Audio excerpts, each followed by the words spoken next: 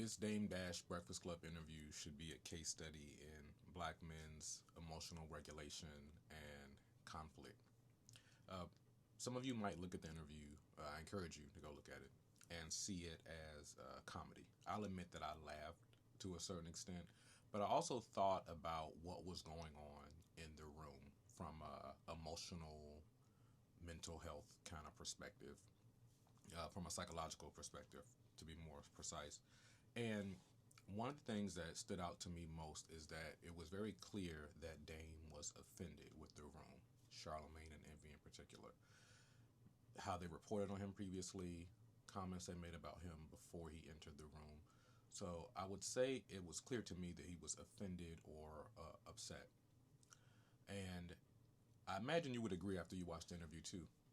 But what happened with him and what happens with us as men oftentimes is, particularly if it is another man that caused it, but sometimes in other cases too, we never admit to being offended or hurt.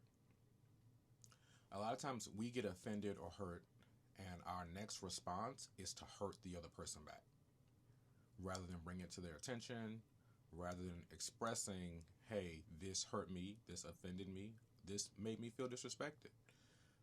We skip over that part and go straight to causing damage back. And that's essentially what happened in that interview. I think he picked at Charlemagne quite a bit, and I would say Charlemagne tried to hold off, but eventually kind of gave in, and it became a back and forth. But overall, the message from this can be for us to not be so emotionally reactive, to kind of check yourself and acknowledge how you feel about what someone said or did. And then you can make the determination on whether you want to engage with that person about that offense or not. Because understandably, there are certain people who may not be the best people to take your vulnerability to. That does exist as well. So I'm not saying go tell every single person that ever hurt you that they hurt you. But there are instances where the conversation will be more beneficial and healthy and helpful if you lead with the offense and be honest. And then you can actually have the actual conversation about the offense and how to grow past it rather than just taking shots back and forth. And unfortunately, even as adult men, 40 plus, 50 plus in some instances, we never get to the root of the issue.